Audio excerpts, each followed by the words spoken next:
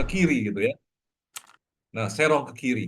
Kan belum seimbang gitu antara yang normatif dengan yang faktual. Nah, di tengah-tengah seperti itu, kita skeptis dengan teori-teori normatif. Kenapa? Karena data lapangan berbeda lain dengan apa yang diteorikan. Tetapi, saudara-saudara, apakah kita tidak perlu teori yang normatif seperti sisi normatif dari Habermas ini? Jawabannya adalah perlu. Nah, maka kita coba untuk mempelajari sebetulnya dalam data faktual yang ada di Indonesia, adakah unsur-unsur yang mendukung timbangan di sisi yang normatif itu? Semoga Anda paham apa yang saya katakan. Jadi, eh, kita cari dari data antropologis atau data sosiologis yang ada dalam masyarakat kita, yang kiranya mendukung konsep diskursus dari Habermas. Nah, maka kita akan tambah itu dari 1 kuintal di bagian normatif itu menjadi 1 kuintal 10 kilo, lalu 1 kuintal 20 kilo, dan seterusnya. Lama-lama ada keseimbangan antara yang normatif dengan yang faktual dan bisa mendekat. Nah, jadi kira-kira apa yang kita temukan? Misalnya, di masyarakat Indonesia juga ada kerinduan-kerinduan ya tentang konsensus loh. Misalnya musyawarah, silaturahmi. Di tradisi-tradisi lokal juga ada konsep-konsep tentang konsensus. Eh, Cuma beda mereka semua, eh, bukan dalam arti modern. Masih ada paternalisme di sana. Masih ada feodalisme di sana. Masih ada eh, gambaran-gambaran metafisis bahkan mistis di dalam konsensus. Tahayul kadang-kadang masih ada gitu ya. Betul, betul. Nah, itu semua memang tantangan. Jadi kita bisa mencoba eh, merevisi lah atau membuat variasi dari teori Habermas sehingga makin cocok dengan kondisi kita. Apa kira-kira muatan-muatan normatif dalam tradisi-tradisi lokal dalam masyarakat kita yang mendukung diskursus ala Habermas ini? Nah, oke. Barangkali ya masih jauh juga karena apa yang disebut musyawarah di desa-desa itu barangkali bukan debat publik.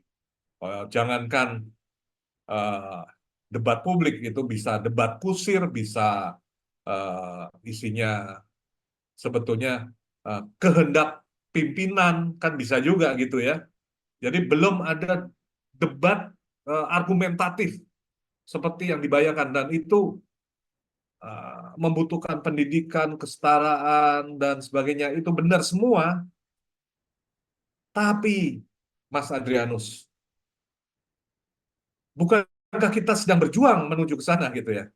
Nah, untuk berjuang menuju ke sana kan kita butuh semacam model.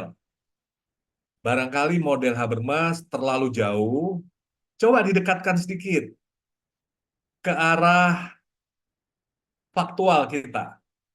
Nah, nanti bentuknya seperti apa? Saya bisa membayangkan bentuknya gini. Ambil contoh, rembuk-rembuk desa, ya, atau musyawarah-musyawarah daerah. Itu juga dengan kehendak yang baik, itu di-upgrade dalam prosedur komunikasinya. Bagaimana mengupgrade prosedur komunikasi? Ya, eh, ketua jangan banyak bicara. Sekarang ketua hanya menjadi fasilitator, gitu ya. Saya masih dengar ya, pimpinan tertinggi kita mengundang para guru besar dan orang-orang perguruan tinggi untuk dengar pendapat. Ternyata masih banyak bicara, padahal harusnya mendengarkan, gitu. Nah, Itu kebiasaan seperti itu harus dikurangi sehingga betul-betul eh, bottom up gitu ya. Bottom bicara, up mendengarkan gitu kan. Nah, prosedur komunikasi yang diubah semacam itu dalam rembuk desa, musyawarah daerah, dan seterusnya, macam-macam bentuk yang dalam masyarakat kita. Kalau diubah dengan sengaja, terjadi upgrading dari proses komunikasi mendekati diskursus. Di kemudian hari, tidak akan ada muncul pertanyaan itu lagi, tapi masih jauh, masih lama ya. Itu terkait dengan kehendak political will ya dari berbagai pihak. Tidak bisa bekerja sendirian kita, tetapi kita bisa mulai di lingkungan kita masing-masing. Misalnya lingkungan perguruan tinggi, misalnya di lingkungan gereja, mungkin di lingkungan lembaga keagamaan atau manapun ya, bisa kita mulai lingkup kecil ya. Eh, tapi bukan hal yang mustahil. Oke, saya kira ada hal-hal konkret yang saya katakan tadi. Iya, terima kasih jawabannya Prof. Budi Hardiman. Mudah-mudahan Pak Adrianus ini ya bisa terpuaskan dan mungkin nanti berdialektika lebih lanjut. Tadi saya lihat kalau nggak salah Pak Jeffrey duluan ya yang angkat tangan ya. Monggo Pak Jeffrey bisa langsung bertanya pada Prof. Budi Hardiman. Ya, terima kasih. Maaf saya lagi di luar tempat. Izin Ya, saya, Mas Jeffrey. eh, Pak Prof. Saya ingin bertanya, apakah Habermas ini boleh nggak ini menjadi satu, tadi kan katakan tadi ada revolusi. Nah, Ya. revolusi cenderung kan ternyata kita di sini Habermas untuk reformasi. Nah, reformasi, apakah reformasi ini bisa dikatakan revolusi sosial yang senyap yang bisa dilakukan? Konteksnya, Mhm. terus ini menjadi suatu bagaimana kita bisa mengaplikasikan menjadi gerakan sosial Hmm. supaya perubahan-perubahan dalam arti tadi kan bicara kesetaraan. Ini menjadi isu-isu yang memang kalau kita melihat di Eropa mereka bisa pasti juga sebenarnya berproses juga. Mereka Ya. kan sebelumnya mungkin kayak kita zaman dulu, tapi mengalami Bahkan perubahan. bahkan sekarang pun juga masih ada keluhan-keluhan seperti kita. Ya, masih ada keluhan-keluhan kita. Nah, ini apakah konsep Habermas ini boleh menjadi harapan kita memang karena ini menjadi DNA. Saya merasa ini menjadi DNA saya, tapi saya kesulitan. Tadi makanya konsep Habermas ini menjadi acuan pijakan yang bisa secara teoritis bisa dikembangkan menjadi satu gerakan sosial Hmm. yang tapi dengan revolusi sosial senyap. Hmm. Bagaimana itu dibangun? Mungkin dengan kajian, nanti mungkin dengan edukasi sehingga tercerahkan, Ya. teriluminasi. Ya. Apakah ini ada menjadi harapan? Bisa kemungkinan karena kita udah bosen nih, jenuh nih dengan situasi sekarang ini. Ini keadaan di Indonesia ini sekarang merasa kayak ada titik jenuh nih. Ini terus berulang-ulang perubahan, tidak ada perubahan-perubahan reformasi sistem yang terjadi selama ini. Dan ini apakah ini menjadi momentum? Bisa, makanya saya kaget dengar tadi kajian-kajian ini. Apakah ini menjadi momentum yang Tuhan pakai melalui Prof, melalui orang-orang yang akan bersama-sama dengan kita untuk membangun ini? Ah, izin itu aja, Prof. Mungkin Ya. bisa dikasih gambaran. Kalau bisa dikasih izin, saya bisa menghubungi Prof. Bisa Japri nanti ke Pak Dimas bisa nggak diizinkan? Kalau saya ingin juga ini menjadi pembahasan-pembahasan eh, di dalam masyarakat maupun di dalam gereja. Ya. Sebenarnya itu, Pak. Terima kasih, Prof. Baik, baik, baik, baik. Ya, terima kasih Pak Jeffrey. Eh, Anda benar ya. Jadi Habermas sebetulnya tidak muluk-muluk.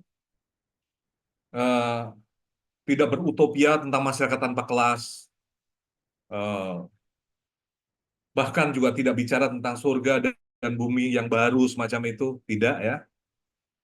Nah, eh, dia bicara tentang negara hukum demokratis yang sudah ada. Konkret aja, Indonesia ini adalah negara hukum demokratis. Oke, nah, cuma negara hukum demokratis ini harus berfungsi dengan baik loh. Apanya? Fasilitas-fasilitas yang ada di dalamnya. Kan mirip seperti kita punya gedung dan ada ruangan. Di ruangan itu ada lampu, ada AC, ya, ada kipas angin mungkin, ada LCD, ya. Tapi ya kalau kita lihat ya ruangan ini sudah siap untuk dipakai, tetapi LCD-nya nggak jalan, ya. Eh, Kamera nggak bisa jalan atau proyektor nggak jalan, lalu lampu nggak nyala dan sebagainya gitu ya. Sebetulnya ruangan atau strukturnya, peralatan-peralatannya sudah ada, cuma kok nggak berfungsi dengan baik gitu ya. Nah, kalau analogi ini kita pakai untuk negara, kalau pertanyaannya apa yang menyebabkan eh, ruangan itu nggak berfungsi dengan baik? Nah, jawabannya pertama adalah operatornya. Tidak ada yang bisa mengoperasikan dengan baik proyektor. Kemudian eh, kita lihat juga ah, mungkin AC juga tidak ada yang bisa mengoperasikan. Dan seterusnya, kita bisa mengatakan begitu. Nah, kalau itu analog dengan negara, yaitu orang-orangnya yang ada dalam negara itu, kita punya negara hukum demokratis berarti kita punya fasilitas. Ada Mahkamah Konstitusi, ada DPR, ada MPR, masih ada ya, ada DPA, ada lembaga peradilan ya. Lalu undang-undang kita juga sangat lengkap ya. Eh, Bandingkan dengan eh, kondisi sebelum ini, jelas kita lebih lengkap sekarang. Tapi kenapa Pak Jeffrey sampai mengatakan kita frustrasi dengan keadaan sekarang atau seperti nggak ada jalan keluar untuk jalan sekarang, keadaan sekarang? Mungkin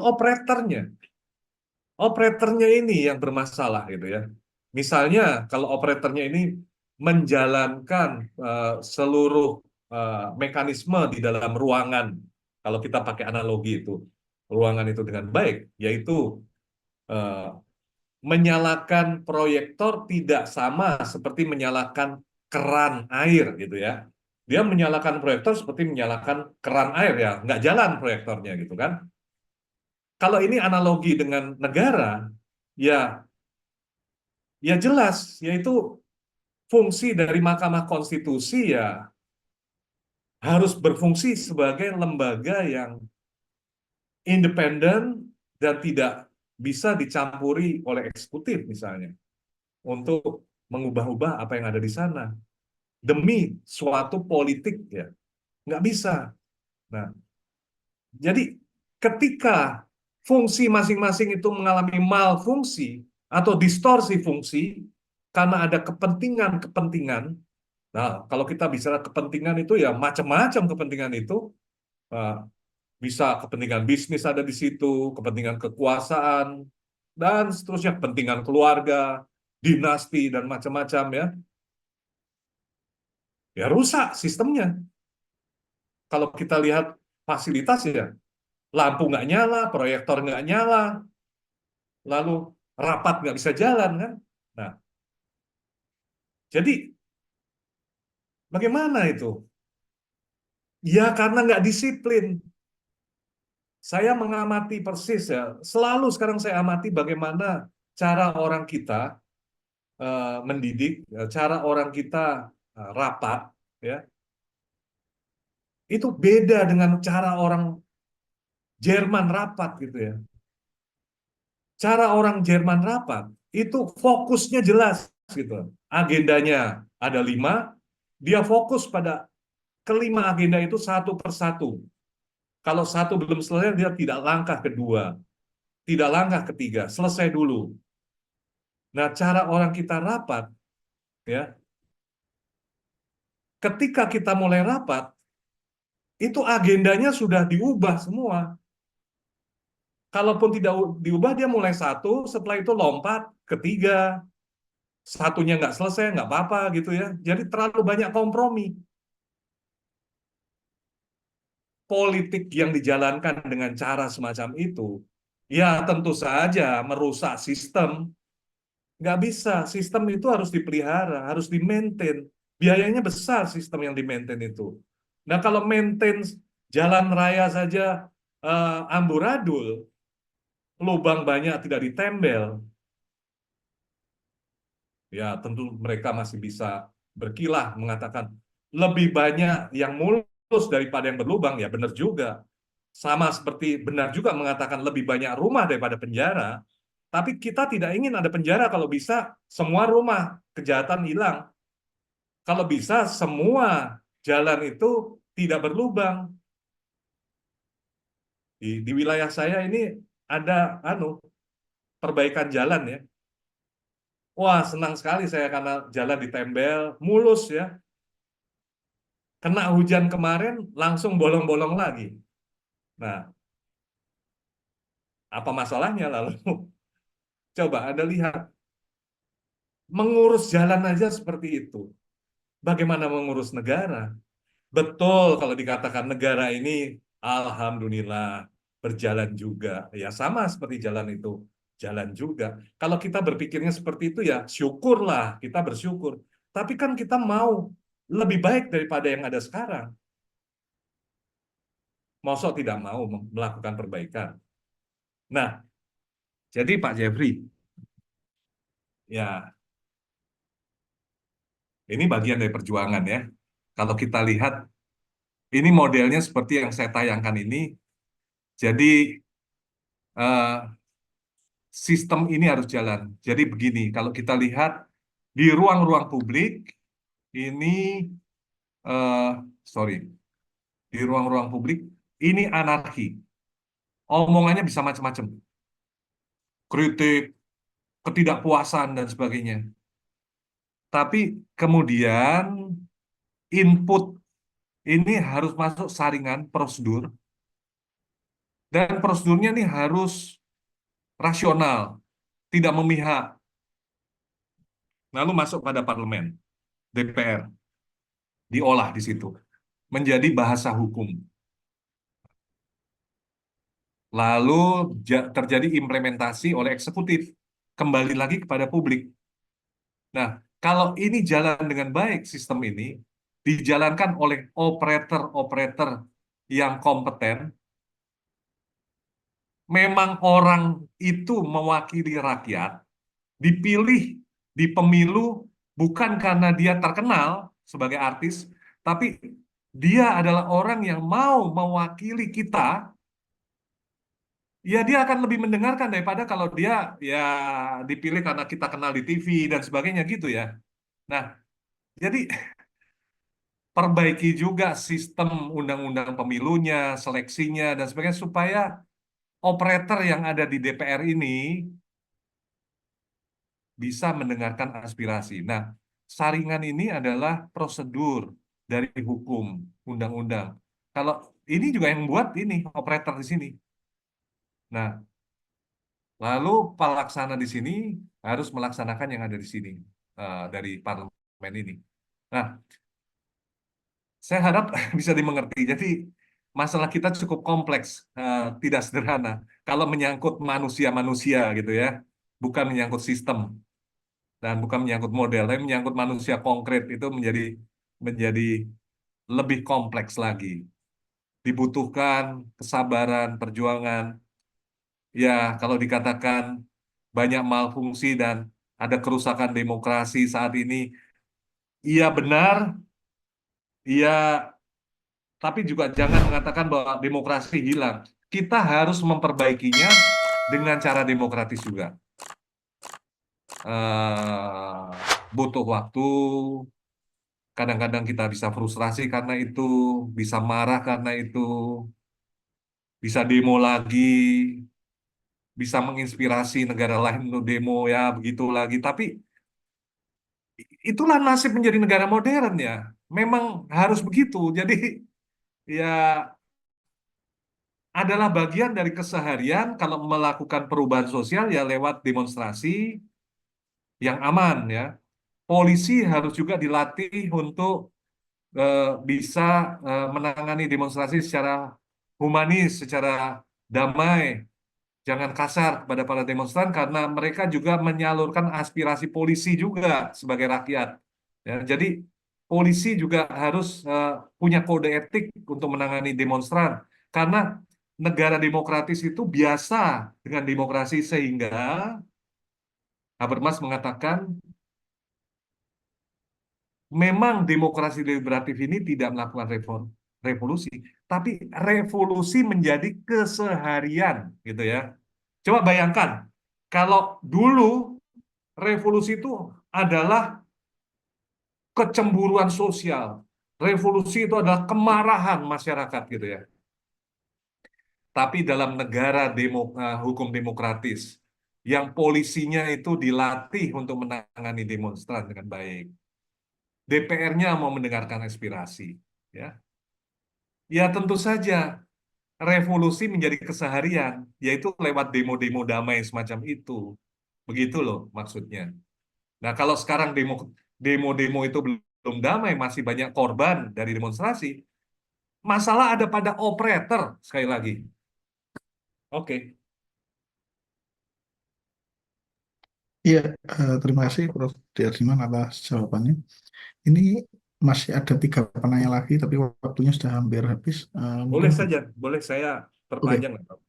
oke, oke. Oh, kalau begitu, tadi kalau tidak salah yang paling awal Pak Jeneris ya, Pak Jeneris. Selamat sore, suara saya terdengar. Ya, Selamat sore, Prof. selamat Perkenalkan sore, saya Pak. Antonius Generis Dawa. Terima Ya, kasih atas materinya. baik. Kebetulan saya sedang menempuh S2 Hukum, jadi saya ingin bertanya sedikit tentang materi ini. Mhm. Dan ketika menempuh S2 Hukum, ada beberapa aliran dan saya pikir saya mengkategorikan diri saya sebagai orang yang alirannya teori hukum kritis, Prof. Mhm. Dan Ya. ketika membaca itu saya tertarik ya ketika ada di mana eh, beberapa teori mengatakan bahwa mereka menolak hukum yang objektif ya. Mhm. Teori hukum kritis menolak itu dan kalau kita bahas kembali ke materi pertama kemarin tentang subjektivitas dan objektivitas di mana subjektivitas mungkin sedikit cahaya namun belakangan kemudian dikritik lagi. Nah, itu kalau saya sandingkan dengan hukum, nah hukum itu dituntut untuk objektif di mana memisahkan antara hukum dan politik, sementara teori hukum kritis malah dia justru mempersoalkan itu. Bagi dia hukum itu harus subjektif karena tidak mungkin terpisah dari politik, moral dan agama gitu. Ya. Nah, terkait nomor satu ini kira-kira bagaimana pandangan Prof terkait Mhm. teori hukum kritis?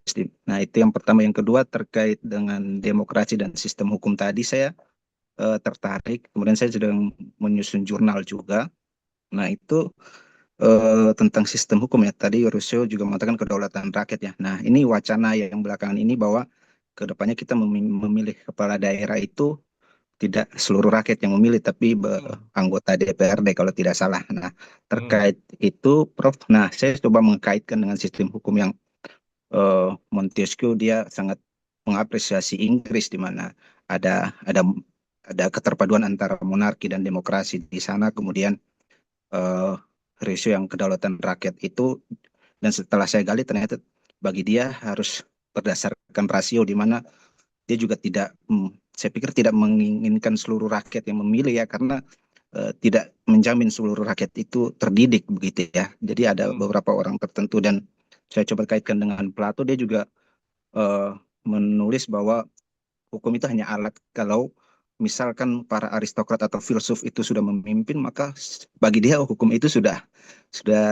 tidak lagi terlalu dibutuhkan karena kaum aristokrat atau filsuf yang memimpin. Nah, kalau saya sandingkan dengan itu, Prof, eh, dengan beberapa orang terpilih aristokrat yang memimpin itu, nah itu berarti kedaulatan rakyat ini dengan wacana yang tadi itu, Prof, saya seolah-olah menginginkan ya bahwa sistem kita ternyata di negara lain udah menerapkan juga, dan saya mohon izin saya coba sandingkan dengan Vatikan misalnya gitu ya, Prof ya. Karena di sana ada monarki dan demokrasi yang sangat bagus. Contohnya kami misalnya seluruh umat Katolik nggak memilih paus, tapi hanya orang-orang tertentu yang terpilih gitu, yang coba saya sandingkan dengan Plato tadi. Nah, dengan wacana ini, saya yang sebelumnya pesimis malah melihat mau menyusun seperti itu malah saya dukung gitu. Hmm. Nah, malah saya sedikit ekstrim, Prof. Malah saya bilang berarti para anggota DPR suatu saat harus diduduki oleh para aristokrat, bukan hanya dipilih sembarang, yaitu oleh Oh, para guru, oleh para ya. profesor atau para filsuf. Nah, dengan terkait nomor 2 itu bagaimana pandangan Prof? Demikian. Oh Oke, iya, Prof. Terakhir, Prof. jangan yang ketiga Saya nanti saya lupa. Yang kedua aja dulu. nggak bertanya, Prof. Nggak bertanya ini. Saya sedikit ini dengan tertarik dengan Habermas tadi. Saya kayaknya harus merubah diri saya sendiri karena saya seorang yang anti kapitalis, tapi ternyata melihat Habermas, saya sendiri kayaknya mesti mereformasi diri sendiri kayaknya. Mana dia tidak kapitalis lagi. Demikian, Prof. Oh ya, oke, oke, oke, oke, oke. Iya, tunggu sebentar. Karena ada banyak lapisan tadi, percakapannya tuh banyak sekali aspeknya, kurang menukik ke satu persoalan gitu ya. Yang pertama itu intinya poinnya apa ya? Yang pertama itu sebetulnya Anda mempersoalkan apa yang pertama ya? Kalau yang kedua kan mempersoalkan soal anu ya, elit yang berkuasa. Jadi aristokrasi lah kira-kira begitu. Nah, yang pertama apa tadi? Poinnya apa tuh? Kalau izin, apakah subjektivitas itu Oh, gitu. yang sebelumnya dalam dalam Itu kan hukum materi kritis. pertama itu dikritik, tapi apakah memang seharusnya justru diperlukan dalam teori kritis, termasuk hukum kritis itu? Oke, oke. Nah, begini. Eh, Anda ingin saya menjawab dari perspektif Habermas atau dari perspektif saya personal? Mungkin dari personal saja. Personal, oh ya. Ya, Kalau menurut saya, jadi gini, eh, hukum ya itu hasil objektifikasi dari pikiran. Nah, pikiran itu subjektif. Pikiran Anda dengan pikiran saya beda. Pikiran orang lain beda lagi. Tapi ketika isi pikiran kita ungkapkan, tentu lewat bahasa, kita bisa sepakat lalu.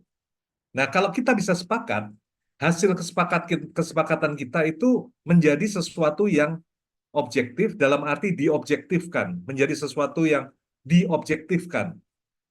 Setuju dengan hal itu ya. Misalnya, kita ingin perpanjangan waktu untuk apa diskusi kita sore hari ini.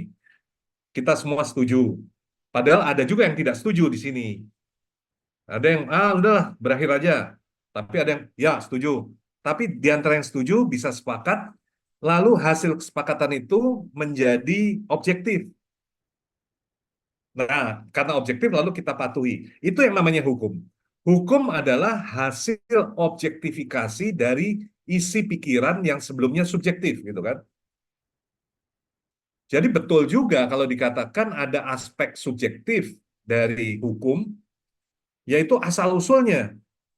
Nah, kalau demikian, adil dan tidak adilnya suatu produk hukum harus dikembalikan kembali kepada pionirnya, pada pengasalnya, pada originnya, pada sumbernya. Nah, sumbernya siapa? Ya orang-orang itu yang akan patuh kepada hukum itu, yaitu yang berpikir, yang setuju dengan hukum. Nah, jadi apa yang Anda katakan dari teori hukum kritis ya, bahwa atau critical legal studies gitu ya, yang mau memberikan aspek subjektif pada tafsir hukum, itu sebetulnya adalah upaya untuk mengembalikan produk konstruksi hukum yang sudah menjadi objektif kepada asal-usulnya, yaitu orang-orang yang nanti akan patuh pada hukum itu. Nah, eh, karena orang-orang itu berubah, maka orang seperti Jacques Derrida kan mengatakan begini ya, adalah sebuah kekerasan bahwa generasi mendatang harus mematuhi konstitusi yang dibuat oleh para pendiri bangsa. Paham maksudnya? Jadi Soekarno, Hatta, dan kawan-kawan membuat Undang-Undang 45. Kok kita harus patuh dengan yang mereka buat?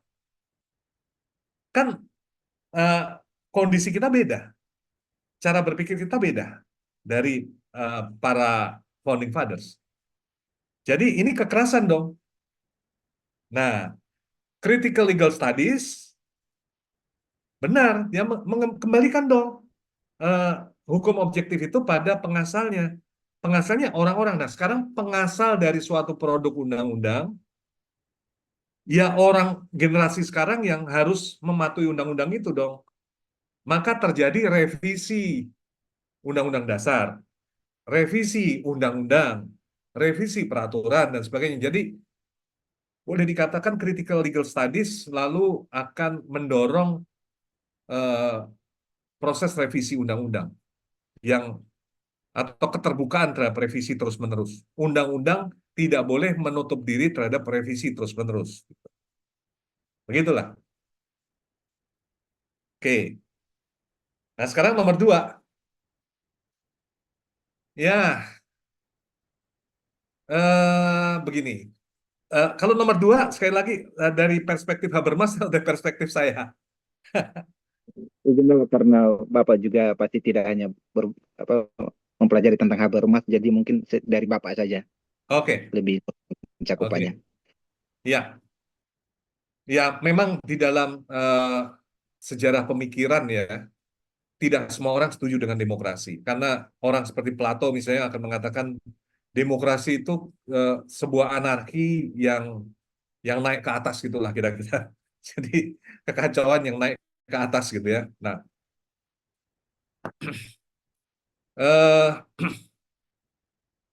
saya setuju begini. Seperti yang dikemukakan Aristoteles. Demokrasi namanya apa ya? Polite, polites kalau dalam bahasa Yunani. Jadi polity itu gabungan antara elit dan demokrasi gitu ya. Jadi gini, eh, tentu harus ada eh, sekelompok orang yang kompeten yang duduk berkuasa. Nggak boleh orang yang tidak kompeten itu menjalankan sistem gitu ya. Kalau ini adalah eh, sistem bernegara gitu ya. Nah, sistem bernegara kan ada sistem hukumnya dan sebagainya gitu loh. Itu tukang bakso nggak bisa duduk di situ untuk mengatur, tukang ketoprak nggak bisa, mungkin penyanyi dangdut mungkin nggak bisa gitu kan. Nah, tapi penyanyi dangdut, tukang ketoprak, dan tukang bakso itu ngerti hidup rakyat kebanyakan. Mereka harus ada tempat dalam sistem ini juga sebagai orang kompeten untuk nasib kelompok mereka. Maka di dalam demokrasi harus ada sedikit elit gitu ya. Elit ini terdiri dari orang-orang yang kompeten, kompetensi dari keahlian, misalnya tata negara, ahli bisnis ada di situ, orang profesional ada di situ, macam-macam ya. Tapi juga jangan lupa loh, kompeten dalam arti dia mewakili nasib orang-orang yang terkena marginalisasi dalam masyarakat. Misalnya orang miskin kota, ya, orang yang dimarginalisasikan secara gender, minoritas agama, minoritas etnis yang termarginalisasi. Itu mereka juga boleh dibilang kompeten untuk mewakili nasib kaumnya gitu ya. Itu harus ada tempat di parlemen gitu dalam sistem ini. Tapi saya tidak setuju kalau gini, Jadi eh, kalau pemilihan itu pemilihan kepala daerah dilakukan oleh DPR seperti era-era lama begitu ya. Kekuatannya ada yaitu mungkin tidak ada sogok menyogok mungkin, tapi pindah bisa pindah juga. Karena operatornya mungkin sama saja, itu pindah ke para elit yang sogok menyogok, lalu eh, bisa terjadi. Nah, keuntungannya akan sangat minimum di sana dibandingkan malah kalau dibuka ya. Nah, yang saya usulkan bukan kembali pada sistem yang lama, yaitu DPR itu memilih wakil gitu ya, melainkan memperbaiki seleksi di awal eh, untuk calon kandidat yang dipilih itu harus ada seleksi yang bagus, harus ada sosialisasi sehingga saya sebagai warga kenal siapa yang akan saya pilih. Dia menjanjikan apa, saya bisa mengingat janji itu dan bisa mengawasi apakah dilaksanakan atau tidak janji itu. Dan janji itu jangan muluk-muluk. Cukup misalnya akan menutup lubang-lubang di jalan yang ini, memperbaiki listrik, lalu mengadakan apa namanya pasar rakyat atau apa gitu ya. Jadi janji-janji yang bisa di apa ya dibuktikan secara empiris dan diuji secara empiris bahwa itu terlaksana. Nah, itu harus disosialisasikan dalam sistem pemilihan kandidat ya. Dan kandidat harus dipilih secara demokratis. Saya lebih memilih eh, perbaikan dari sistem seleksi daripada dipilih oleh DPR. Karena dengan cara demikian bisa lebih parah sogok menyogok, lalu ada status quo nanti. Gitu loh. Ya, Terima kasih Prof, sangat menjawab Prof. ya. Ya, terima kasih Prof. Budiartiman. Kita masuk ke penanya berikutnya, Pak Alberto ya tadi. Pak Alberto, silakan. Selamat siang, Prof. Kedengaran Selamat siang. suara saya? Ya, Saya ini setengah scholar, setengah praktisi. Jadi saya dulu dosen UI di bidang ekonomi. ya, Saya di masa muda seorang sosialis, tapi setelah sekolah lebih jauh harus mengatakan saya lebih netral. Dan saya tertarik sebetulnya karena bidang saya sebetulnya ada decision making. Ada dua komentar. Yang pertama adalah apakah Prof. Franco pernah berinteraksi dengan pemenang Nobel tahun 93 yaitu almarhum Douglas North yang mengatakan bahwa dari tatanan hukum selain ada hukum positif dan konvensi di dalam masyarakat, kenapa bangsa Inggris dan Belanda itu menjadi unggul? Karena mereka mempunyai kekuatan untuk mengenforce secara disiplin. Jadi bangsa yang unggul itu adalah bangsa yang bisa mengenforce kesepakatan hukum itu dengan disiplin, dengan konsisten, sehingga dibuktikan oleh beliau sebagai pemenang Nobel, sebagai ahli ekonomi, sejarah ekonomi dan ekonomi sejarah, bahwa bangsa Spanyol dan Portugis kalah dari bangsa Inggris dan Belanda karena disiplin menegakkan hukum. Itu komentar saya yang pertama, dan mungkin pertanyaan juga, bagaimana Indonesia dengan Pancasila? Dan kalau saya ditanya Pancasila, saya cuma tertarik sila keempat, karena itu bidang yang saya pelajari dengan lebih mendalam dalam hidup saya dan dalam praktek. Karena pengambilan keputusan di dalam Pancasila sangat indah di sila yang keempat, yaitu permusyawaratan melalui perwakilan. Disitulah hikmat kebijaksanaan dari masyarakat atau civil society tadi bisa terjadi. Dan saya kira dengan apa yang dikatakan Habermas, sangat relevan. Dialogis Ya, ada di situ karena ya, permusyawaratan itu tidak dengan semua orang, ya, tapi civil society itu mewakilkan representasinya betul.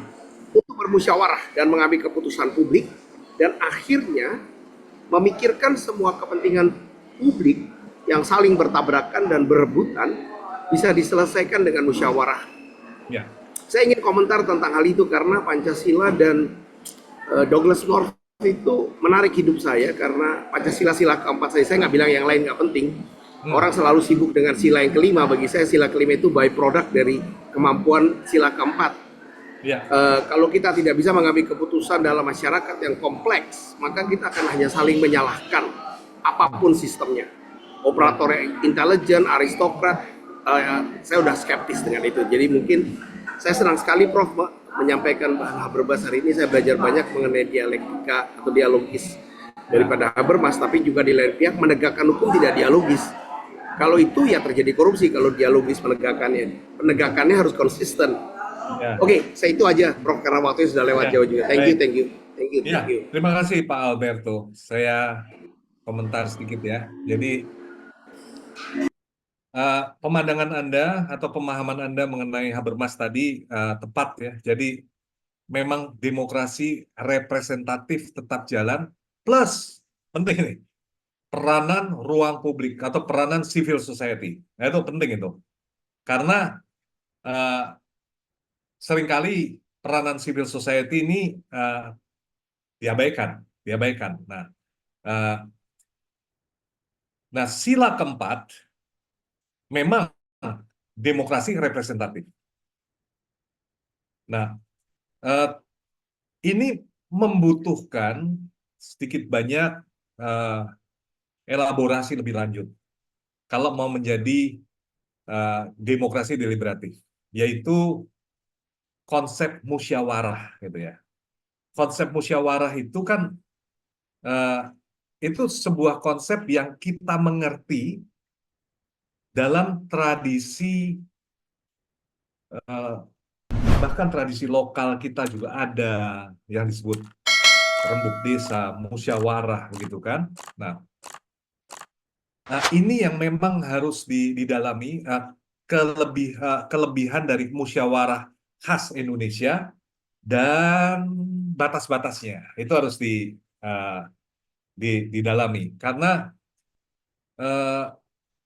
apa yang terjadi di dalam DPR kita itu sedikit banyak harus diteliti lebih lanjut apakah itu diskursus atau sebetulnya pseudo diskursus.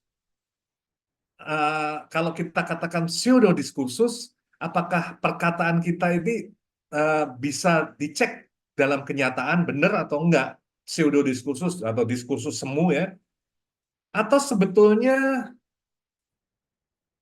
itulah cara orang Indonesia berdiskursus ya, atau yang lalu disebut musyawarah, yaitu tidak berdebat melainkan setuju pada pimpinan semacam itu atau menggarisbawahi pendapat-pendapat pimpinan. Oh ya, saya mengatakan ini karena saya mengikuti juga kadang-kadang ada video-video yang mengatakan misalnya, oh soal pemberantasan atau korupsi dengan undang-undang penyitaan aset itu kita semua mau, tapi kalau ini Bambang Pacul ya saya ingat itu. Tapi kalau pimpinan yang di atas itu nggak mau ya kita nggak bisa bergerak gitu kan.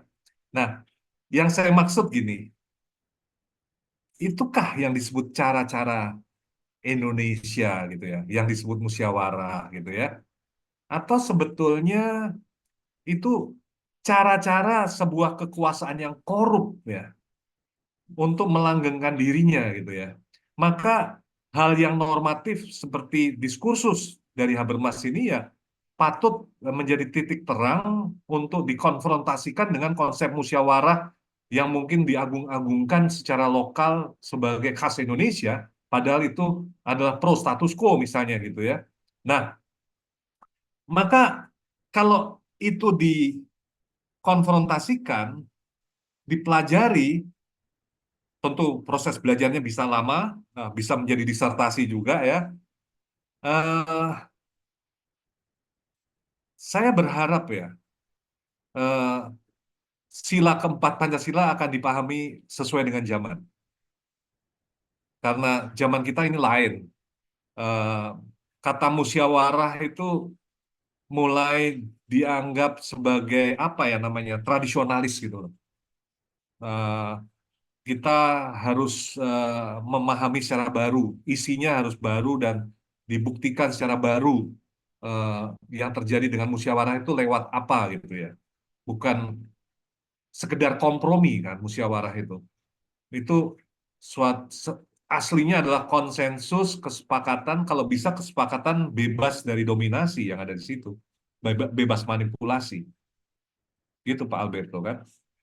Pak Prof, kalau boleh saya tambah sedikit aja. Saya pernah baca itu kan ada permusyawaratan garis miring perwakilan. Saya nggak pernah baca garis miring, saya selalu baca permusyawaratan melalui perwakilan. Dan perwakilan itu sebetulnya yang saya bayangkan Soekarno pikir, atau Soekarno lah pikir sebagai world view Indonesia, itu pemikiran modern, representasi tadi. Ya, Dan itu canggih sebetulnya. Tapi canggih.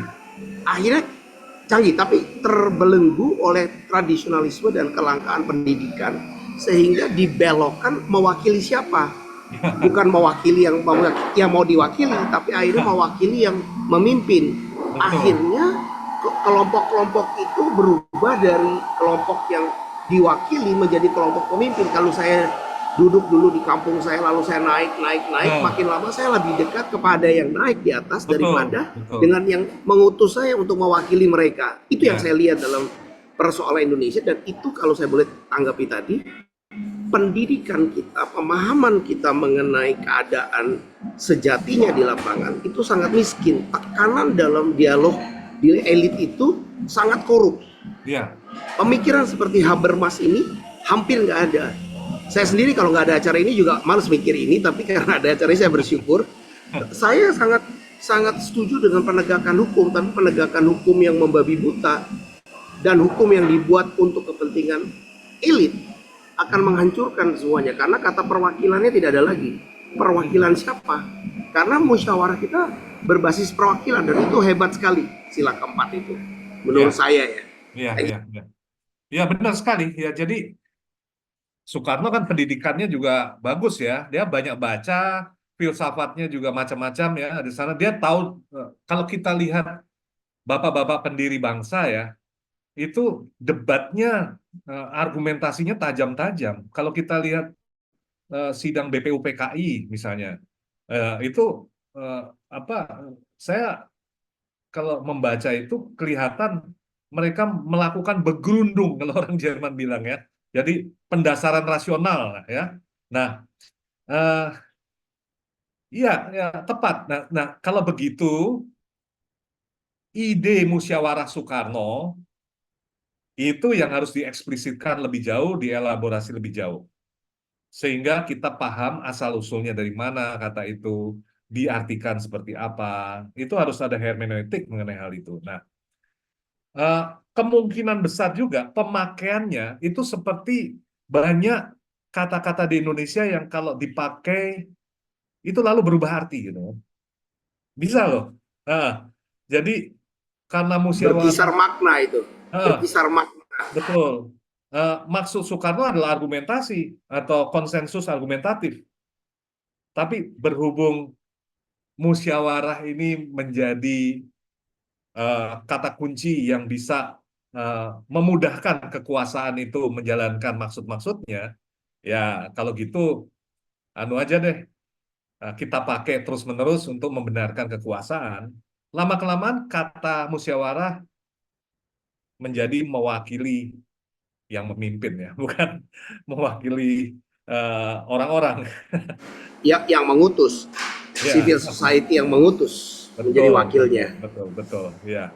Perubahan makna itu, jadi bahasa seringkali terkait dengan kekuasaan. Nah, pengertiannya bergeser lewat kekuasaan juga seperti itu. Nah, nanti ada strategi dari para pemikir untuk mengembalikan pada maksud aslinya. Nah, Itu tugas perguruan tinggi, itu tugas orang-orang yang membuat disertasi untuk menemukan kembali makna asli dari apa yang dimaksud oleh Soekarno dengan sila kedua. Sebelum dirangkul oleh kekuasaan. Ya, begitulah kira-kira sebelum dibelokkan. Baik, Iya, terima kasih ya Prof. Mas Nurudin, mungkin Ya, sudah kali ya. ini tinggal satu lagi Prof. Terakhir DW ya. Papua ya. Monggo siapa ya? DW Papua. Monggo.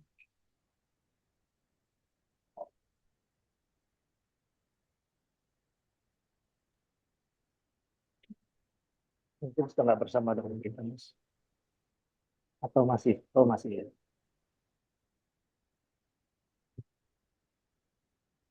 Monggo. Ya, selamat sore.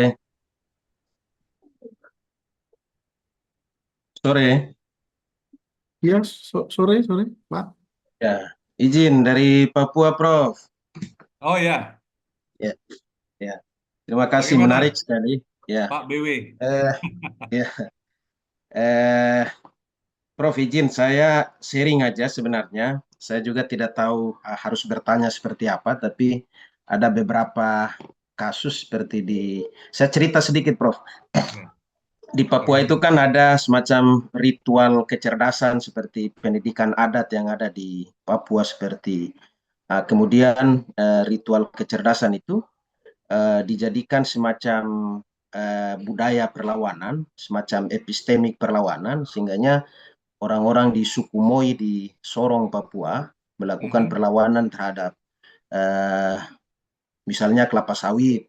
Mereka bergandeng dengan pemerintah daerah, ajak pemerintah daerah gugat kelapa sawit dan itu sudah berulang-ulang mengalami kemenangan. Kasusnya menarik, Prof. Hmm. Dalam pandangan saya mungkin eh, saya tidak mendalam tentang Habermas, makanya saya mau bertanya bahwa apakah semangat perlawanan atau kritik kapitalisme yang dibicarakan oleh Habermas itu apakah hanya murni bicara tentang masyarakat sipil melawan tentang kapitalisme dan kekuasaan ataukah kelompok buruh melawan kekuasaan lawan kelompok kapitalisme karena bagi kami di Papua dalam tradisi pendidikan itu pendidikan adat sehingganya ada kekuatan mistik gaib dan kekuatan non manusia melawan kapitalisme itu sendiri. Karena kalau untuk menggerakkan gerakan civil society, semua mahasiswa sudah dikendalikan, semua sudah dikondisikan untuk melawan kapitalisme itu cukup sulit di tanah Papua. Sehingganya hari ini biar ribut sampai kemana, tapi saluran perlawanan itu nyaris tidak sampai di level kekuasaan dan penguasa pun semua acuh tahu karena disandra oleh kepentingan politik. Mungkin karena bagi saya, karena tadi di awal Prof sudah bicara tentang, ini dibagi menjadi masyarakat tradisional dan masyarakat modern yang lebih kepada diskursus rasional, mungkin bagi saya mungkin ini bisa dikawinkan seperti itu. Hmm. Ya, Demikian, Prof. oke, oke, ya, baik. Saya pakai kata kunci yang saya eh, sempat singgung di tengah-tengah ulasan saya tadi. Setuju. Jadi negara modern jangan lagi dibayangkan sebagai sebuah pusat kekuasaan, melainkan polisentrisme. Nah, maka ada pluralisme bentuk-bentuk kehidupan di dalam masyarakat modern dan negara modern. Nah, karena itu, maka ada berbagai taraf perkembangan dan cara hidup di Indonesia. Orang Jakarta tentu beda dari orang Bali. Masyarakat Bali beda dengan masyarakat Papua. Di Papua sendiri ada berbagai kelompok suku dengan bentuk-bentuk kehidupan yang berbeda-beda. Nah, lalu ada upaya dari pemerintah untuk memajukan daerah. Tentu saja, untuk memajukan daerah, pemerintah itu bekerja secara sistemis. Seperti sistem perpajakan, itu sistemis. Atau sistem pendidikan, itu juga sistemis. Tujuannya supaya ada bahasa yang sama di berbagai daerah. Jadi kalau pendidikan supaya orang di Papua dengan orang di Jakarta sama nanti bisa mengalami mempunyai informasi yang sama. Nah, oke. Nah, tapi jangan lupa ya, eh, kalau memang negara itu dibayangkan bukan pusat kekuasaan, melainkan polisentrisme itu yang ada, atau polisentrisme dari pengambilan keputusan, maka harus ada proses pendelegasian. Jadi pendekatannya harus delegatif. Yang saya maksud dengan delegatif, misalnya begini. Bagaimana masyarakat Papua memandang apa yang disebut maju, apa yang ingin dihindarkan terjadi di Papua. Itu yang bisa memutuskan hanya masyarakat Papua loh, bukan menurut pemerintah, bukan menurut suku lain gitu kan. Setiap suku kan mempunyai bayangan tentang kemajuan dan hidup yang baik yang berbeda-beda. Nah, tugas pemerintah sebetulnya hanya memfasilitasi supaya konsep tentang hidup yang baik atau konsep tentang apa itu kemajuan menurut mereka itu terjadi. Jadi kita tidak boleh memaksakan sebagai pemerintah. Misalnya ya, di Papua itu nggak maju ya, baru maju kalau ada mall di sana, seperti di Jakarta. Itu akan menimbulkan tegangan besar di Papua.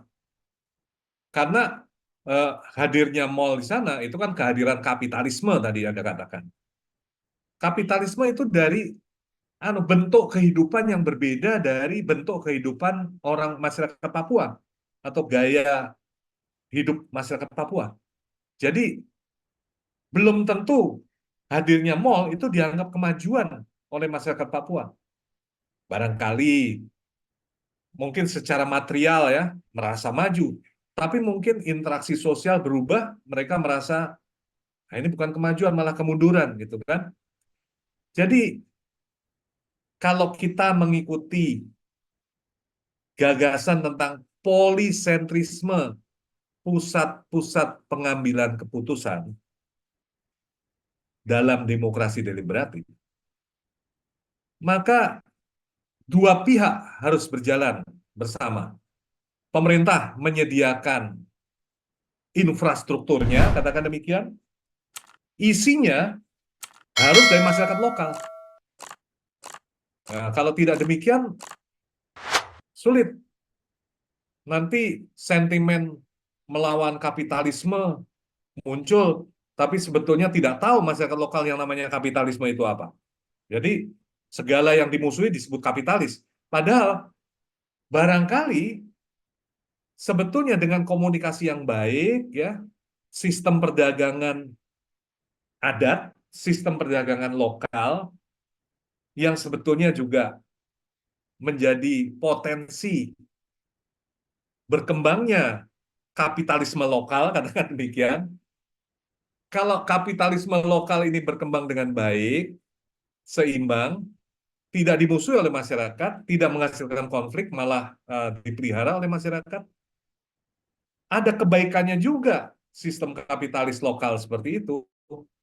Karena di mana ada bisnis, di situ masyarakat itu berkembang. Tapi jangan sampai bisnis itu eliter, bisnis itu hanya dari orang luar yang melakukan, harus dari masyarakat lokal sendiri merasa diberdayakan dalam bisnis gitu loh. Karena ini sistem yang bisa dipelajari dan sistem yang objektif yang bisa digerakkan gitu ya lewat proses deliberasi. Jadi tidak bisa ditolak begitu saja sebagai sistem dari luar, asing dan sebagainya. Nah, kenapa ditolak sebagai sistem yang asing? Karena masyarakat tidak dilibatkan. Nah, pelibatan masyarakat lokal itu sendiri Bahkan dalam sebuah bisnis kapitalis sekalipun, kalau itu dilibatkan, ambil contoh, mobil listrik masuk ke Papua, dan itu dari Tiongkok, gitu ya.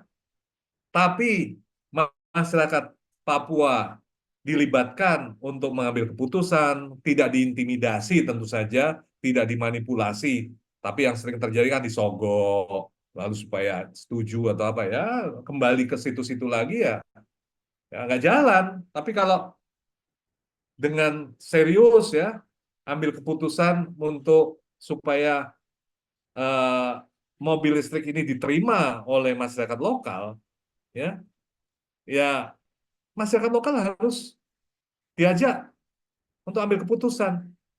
Nah, kalau itu jalan tanpa intimidasi dan manipulasi, nanti industri mobil listrik yang ada di Papua itu menjadi dirasa sebagai milik dari masyarakat Papua. Syukur masyarakat Papua juga bisa share saham di sana.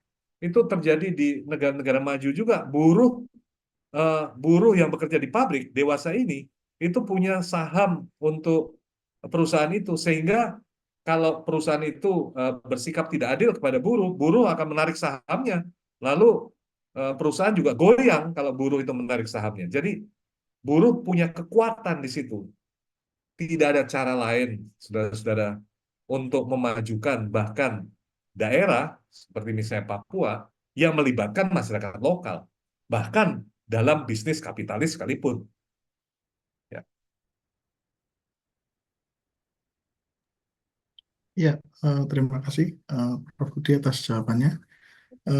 Mungkin